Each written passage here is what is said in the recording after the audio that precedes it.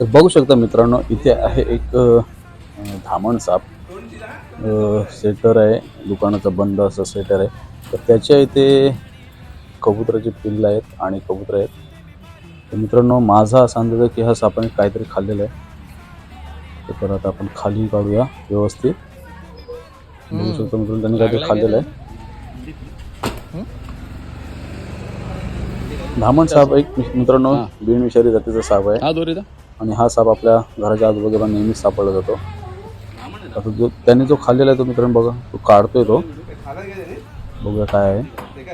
ओ शेट यार मित्रांनो, याने एक कबुतराचा छोटासा पिल्लू त्याने खाल्ला होता आणि आय थिंक आता त्याने 2 अंडी सुद्धा खाल्ली होती मित्रांनो.